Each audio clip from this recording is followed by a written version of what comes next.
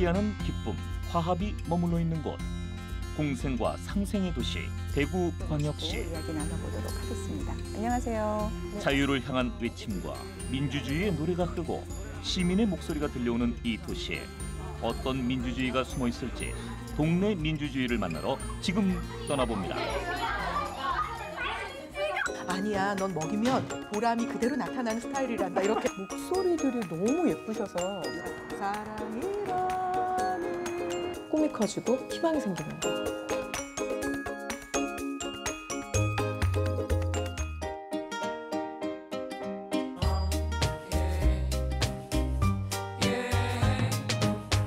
대구의 동네 민주주의 한 바퀴.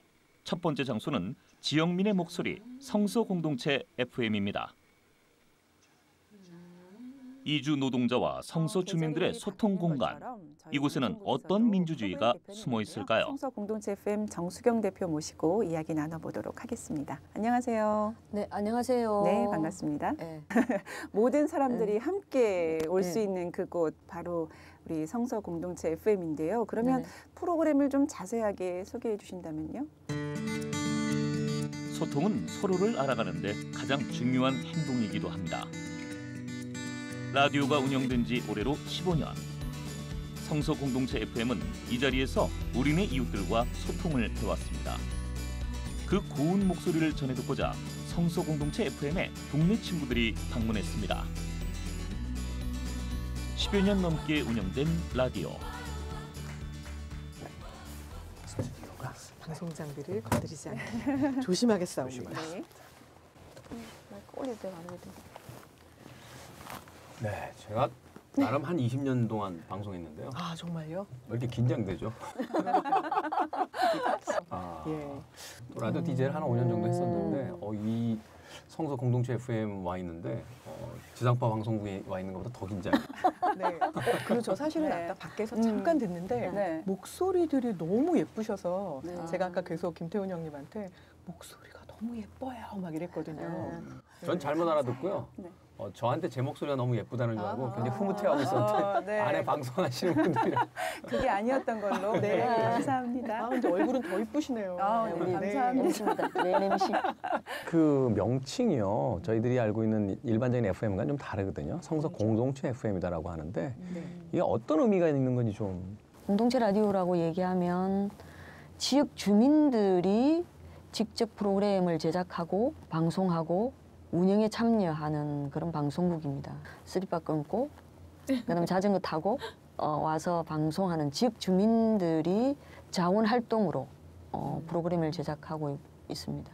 프로그램이 총 한 25개쯤 되는데 한 70명 정도의 자원봉사자들이 프로그램을 제작하고 있죠. 여기 다 그 지역 주민들이 자발적으로 참여하시는 거잖아요. 일종의 자원봉사 형태처럼 이제 운영이 된다라고 알고 있는데 그러면 저는 그게 좀 궁금해요. 어떻게 처음에 여기 참여를 하시게 됐는지.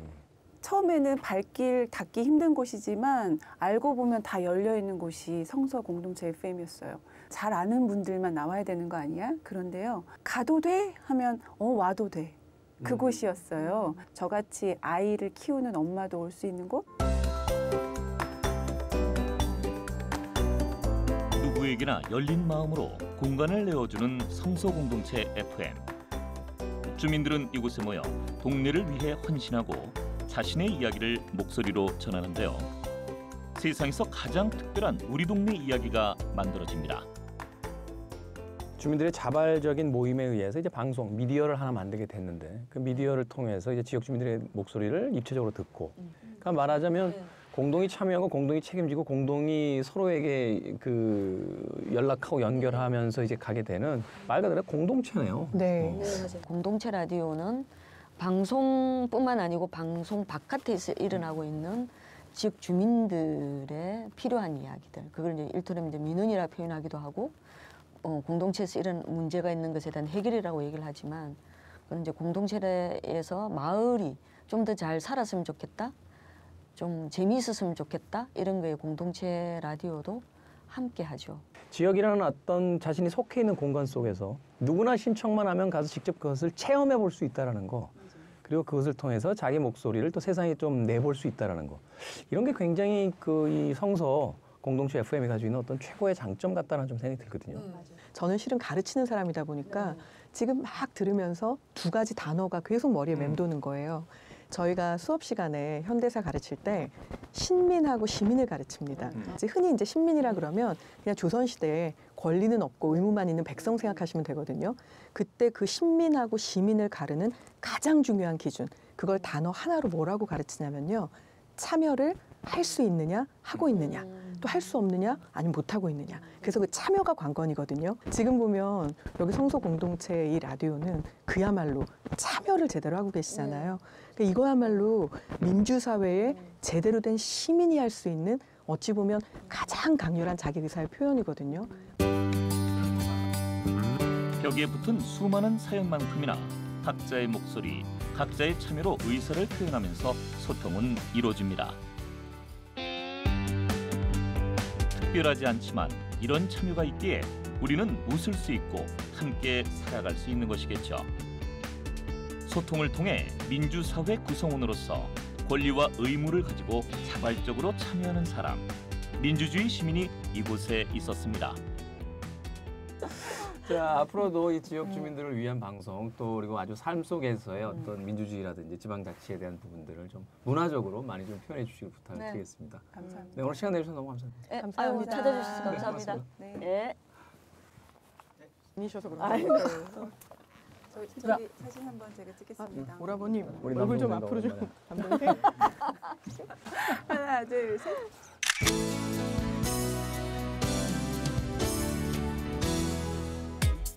동네 친구들이 가볼 두 번째 장소는 민주주의의 노래가 들려오는 곳, 김광석 다시 그리기 길입니다.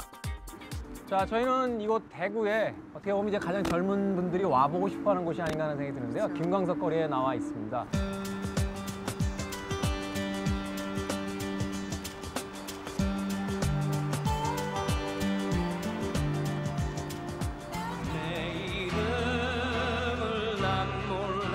삶을 노래하며 시대의 영혼을 울렸던 가수 김광석. 그의 음악이 남기고 간 노래가 흐르는 길, 그곳을 찾았습니다. 동네에 깃든 김광석과 민주주의, 과연 무엇일까요?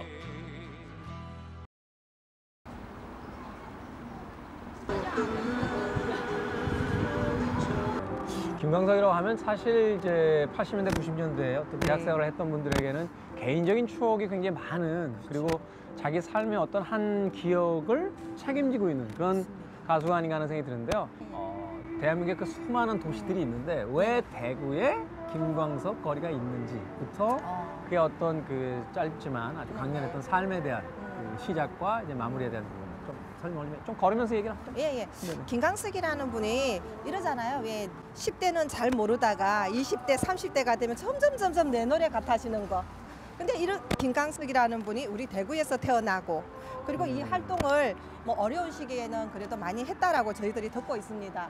근데 우리 대구 사람들을 본다면은 문화나 예술을 굉장히 사랑하는 사람들이 많거든요. 그러다 보니까 자연스럽게 이 거리가 녹아나지 않았나 이런 생각이 들어요. 처음에는 평범한 거리에 불과했습니다. 어느 날 김광석을 그리워하던 젊은 아티스트들의 작은 공연이 열렸고 이것을 계기로 대구 시민과 지자체가 힘을 합치게 됐는데요. 그 결과 대구 여행의 성지이자 아름다운 문화거리가 탄생하게 된 것입니다. 그리고 뭐 주위에 이렇게 보시게 되면 또 자연스럽게 데크 조성이 되어 있잖아요, 의자들이. 네, 의자들. 그러면 주말이 되면 여기에는 버스킹이 이루어지는 거예요. 주말에 공연을 해요. 그러니까 관객들이 이쪽에 이렇게 그렇죠, 앉고 그렇죠. 예. 네, 거기서 여기서 이제 노래를 하는 거예요. 노래를 하면 예, 거기서 예. 관객들이 이쪽에서 그렇죠.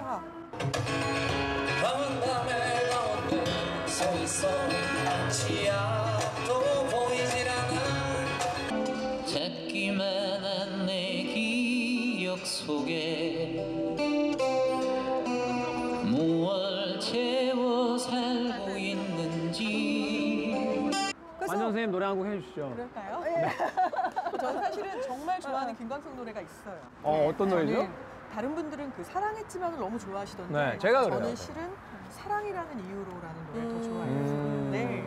아픈 사람이 많구나. 아니 그렇진 않아요. 네. 근데 아픈 거기 사람이 중간에 보면 네. 그러니까 사랑이라는 이유로 이렇게 나죠. 하얗게 새운 많은 밤들 그 밤들이 있었나 보죠. 아니 왜 노래하면서 울려고 그래요? 아 그러니까요. 근데 전 사실은 말씀 막 해주시는데 아까 봤던 그 포스터가 딱 이제 와닿았어요. 거기 뭐라고 써 있었냐면 김광석의 물들다라고 써 있더라고요. 아. 그러니까 여기 있는 이 벽이며 거리며 실은 예, 예. 다 김광석으로 물든 거잖아요. 맞아요. 그걸 예. 이제야 이해했어요. 예, 예. 보고 나서. 여기 이 벽화를 조성할 때 이 골목에 있던 방천시장 내에 있던 우리 대구의 작가들이 다 참여를 했어요. 또 상인들도 함께 협조를 해줬어요. 뭘 하느냐 하면 가게에 셔터가 있잖아요. 그러면 그 셔터에도 그림을 그렸어요. 예, 예. 그러면 생선 가게는 누가 봐도 생선 가게예요. 그렇죠. 고양이가 예, 예. 생선을 지키고 있어요. 예, 예. 그런 식으로 이 밤에 이 셔터를 내렸을 때 우리가 어두운 부분들을 밝게 만들어줬고요. 주민들이 먼저 앞서서 대학생들과 함께 이걸 또 참여를 해줬어요. 그러다 보니까 자연스럽게 주민들이 또 어떻게 되냐 하면 상인협회에서나 이렇게 모여서 거리에 있는 이런 쓰레기라든가 이런 모든 것들을 또 정화 작업도 해주시는 거고요. 그러니까 함께 만들어서 가는 것 같아요, 이 골목은. 그렇죠. 이제 자발적 참여라는 것이야말로 민주주의의 어떤 꽃 같은 거잖아요. 만들어진 과정 속에서 이 참여가 있었지만 전 더 인상적인 것이 뭐 거리를 청소한다든지 혹은 그것을 지키기 위해 보존한다든지 그러니까 아무리 기획이 됐다 하더라도 그것이 계속 유지되기 위해서는 그 지역 사람들의 어떤 참여와 희생들이 있어야 되는데 예, 예. 그런 부분들로 인해서 이 거리가 계속해서 명소로서 남아있다는 게 되게 인상적입니다. 네. 저는 사실 들으면서 굉장히 뭉클했던 건요. 이게 이렇게 딱 정형화돼서 이 모양 이렇게 끝난 게 아니고 앞으로 또 시간이 가면 가는 만큼 여기에 후세 사람들도 뭔가를 계속 보태서 발전해 나가고 변화될 거잖아요. 네네. 그 모습도 너무 기대가 되네요. 대구의 골목길에서 발견한 화합된 민주주의. 투표도 화합을 통해 모두가 나선다면 우리의 민주주의도 이 골목처럼 발전되지 않을까 합니다. 음식에는 사연이 있다고 하죠. 대구의 거리에서 만난 이 음식에도 아픔이 숨어 있습니다. 이 그릇에 이게 보니 식혜군요. 건배를 하고 싶은 건 저만 그런 거예요. 건배. 미아요. 예, 예, 예. 야. 만나게 드세요. 인심이 예. 푸짐하네요. 아 맛있다. 예, 예, 예. 단지 시원한 것뿐만이 아니라 이제 예, 소화가 예, 잘 예. 되라고. 예, 예.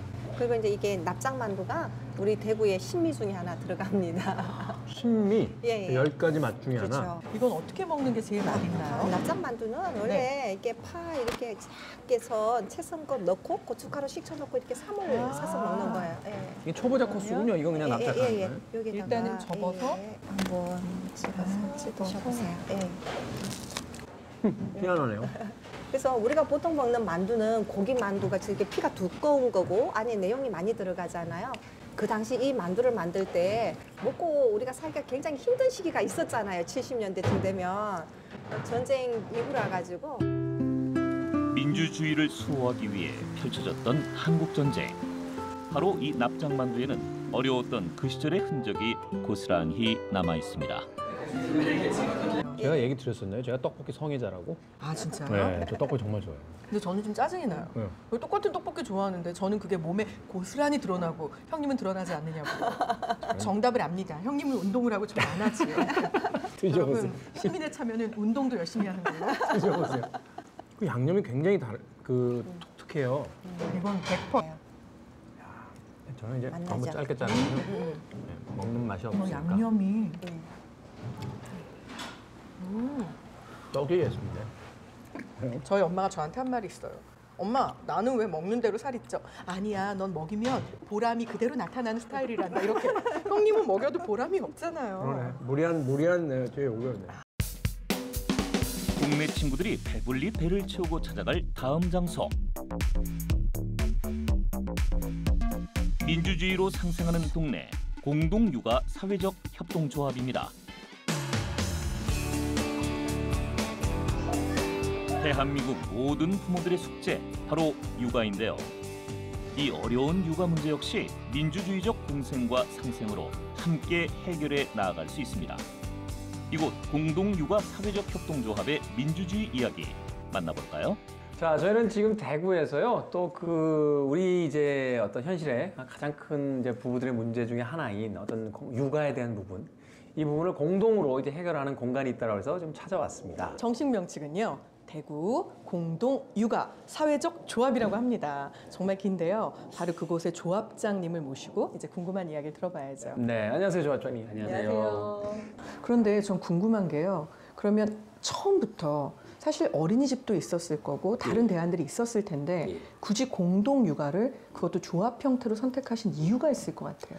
아마 처음에 개인적인 걸 거예요. 독방 육아를 좀 해결하자. 그래서 뭐 처음에 이제 품앗이 육아 비슷하게 뭐 이런 형태로 갔다가 먹는 거나 아이들 생활하는 거나 여기서 규율이 너무 강하고 먹는 것도 아무거나 먹게 되고 이런 부분들을 해결할 수 있는 것이 우리 육아가 필요하다. 함께 하는 우리 아이가 아이가 커야 되기 때문에 우리가 함께 모이자. 그래서 공동육아라는 형태를 선택하게 됐는데 협동조합의 형태를 띈 공동육아를 이제 하게 된 거죠. 홀로 감당하기 버겁다면 함께 손을 맞잡고 나아가는 것이 바로 민주주의입니다.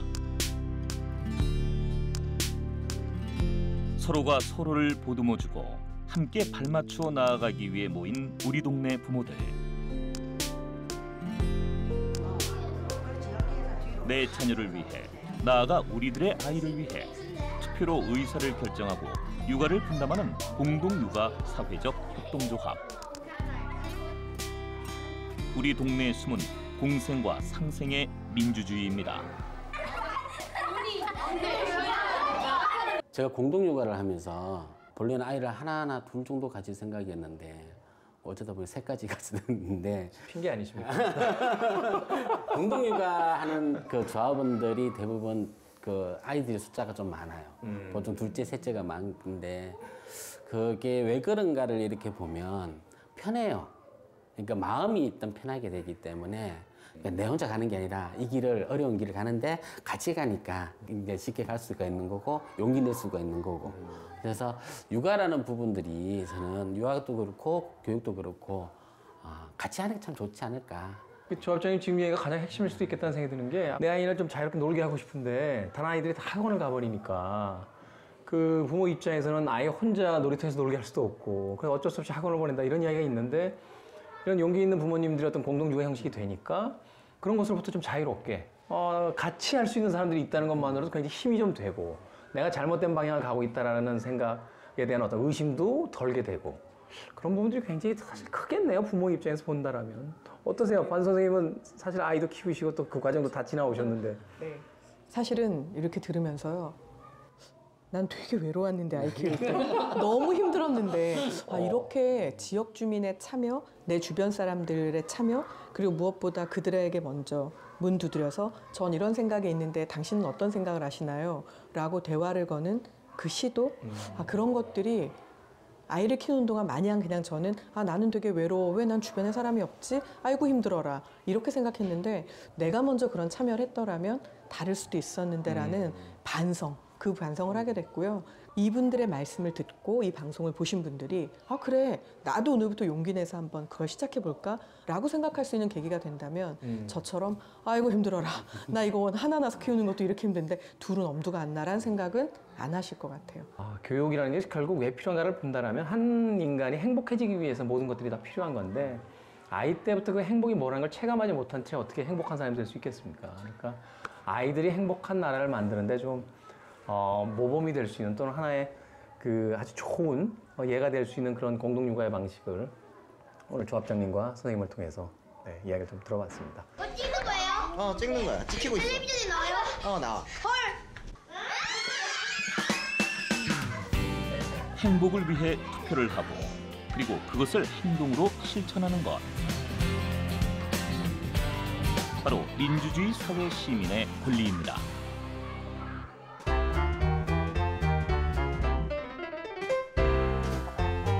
이제는 여행을 정리할 시간. 매콤한 갈비찜과 함께 이야기해볼까요?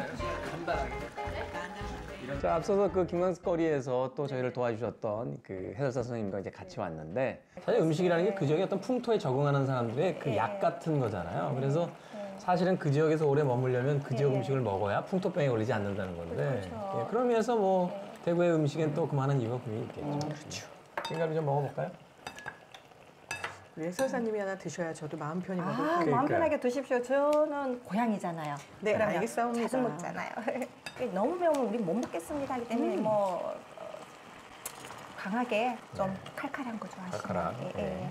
그래서 이 매운맛이 요즘은 저는 중간 맵기 이렇게 다 조절이 가능하고요. 대구 사람이라고 해서 맛있는데요? 다 저거 한 건 아니거든요. 매운 거 잘 먹는 건 아니에요. 먼저 처음 우리가 갔던 성서 그 FM. 근데 저는 사실 거기 가서 정말 진심으로 놀랐던 게 지역 라디오가 그 정도까지 자리를 잡기까지는 정말 힘이 들었을 텐데 무려 12년을 하셨다는 거죠? 네, 그걸 그만큼 유지하고 또 그 안에서 인기 프로그램을 만들어내고 그리고 무엇보다 그게 정말 100% 지역 주민의 자발적인 금전적인 참여부터 시작해서 육체적인 참여까지 다 그야말로 자원봉사처럼 하는 걸 토대로 이루어진 거잖아요. 각양각색의 다양한 사람들이 모여 오랜 시간 시민의 이야기를 전해온 성서공동체 FM. 이곳에서 우리는 민주 시민의 목소리를 들을 수 있었습니다. 공동육아, 네, 사회적 협동조합에 갔었죠. 네. 그렇죠. 처음에는 이제 공동육아라는 개념만 딱 듣고 그냥 부모들 여럿이 모여서 예산을 어느 정도 내고 비번거치 이제 날짜들을 정해서 자기들이 이제 와서 좀 할 수 있는 날 아이들 공동으로 육아하는 형태 정도로 생각을 했는데 그게 아니더라고요. 가장 중요한 게 어떻게 아이들을 교육시킬 것이냐를 가지고 부모들이 참여하는 형태의 회의, 민주적 절차, 민족 회의를 통해서 그것들을 결정하고 하나하나 해나간다. 상당히 좀 신선하다는 좀 생각이 들거든요. 어마무시하게 신선하죠. 왜냐하면 우리가 보통 교육의 3주체를 얘기할 때 학부모, 학생, 그리고 이제 행정 이렇게 얘기하거든요. 지금 학부모님께서 행정이라고 하는 부분하고 교사라고 하는 부분까지 내 아이들에 대한 관심을 확대시켜서 어찌 보면 정말 어마어마하게 적극적인 참여를 몸소 구현을 하고 있는 거예요. 이거는 학교에다가 이런 거 해주세요라고 이렇게 몇 가지 건의하는 정도의 수준이 아니잖아요. 그러니까 이런 것들이 모이면 더 크게는 교육제도를 개선하는 것뿐만 아니라 우리나라의 교육 방향 자체를 바꾸는데도 분명한 밑거름이 될 거기 때문에 아이들을 자연 그대로의 상태로 놓고 그 아이들을 관찰해 가면서 거기에 맞는 방식을 계속 토론을 통해서 찾아낸다는 거. 어른들의 기준으로 아이들을 이제 그 맞춰 나가려고 하는데 그냥 그 아이들의 어떤 그 놀이 문화를 인정해주고 그 안에서 같이 이제 그것을 북돋아주는 형태를 봤을 때 새로운 교육이라는 것이 아니라 우리가 이미 했던 교육들을 잊어버리고 있었구나. 나와 내 아이의 행복을 위해 투표를 통한 의사결정과 책임을 함께하는 공동육아 사회적 협동조합. 아이들의 미소와 함께 우리가 찾을 수 있었던 우리 동네 숨은 민주주의였습니다.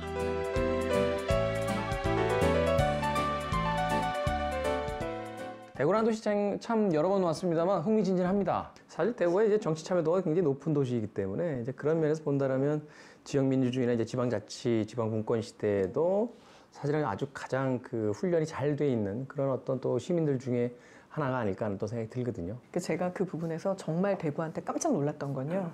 제가 이제 한국사도 하고 뭐 통합사회도 가르치고 하다 보면 지리 시간에 폭염에 대한 얘기를 안 할 수가 없잖아요. 그러니까 대구를 늘 가르칠 때 쓰는 말이 대구는 우리나라의 극서지야. 그 극서라는 게 가장 더운 곳이거든요. 그때는 폭염 경보가 나가요. 근데 이 폭염을 사라지게는 못하지만 어떻게든 해결해 보려고 대구가 뭘 했는지 아세요, 형님? 나무를 심었죠. 나무를 심었죠. 내가 사는 대구를 보다 살기 좋은 도시로 만들기 위해 시민들은 나무를 심기 시작했습니다. 그 결과 온도를 2도나 낮추는 성공을 거뒀죠. 나무를 심은 것처럼 투표도 이루어진다면 내가 사는 나라도 좋은 나라가 될 수 있습니다. 물론 여전히 대구는 덥죠. 하지만 2도를 끌어내린 저력이 있으니까 앞으로는 그 더위 속에서 또 더 많은 걸 해낼 수 있는 시민들의 힘이 모이겠죠. 오늘 뭐 친절한 해설 너무 감사드리고요. 오늘 또 반주원 씨 어떠셨어요?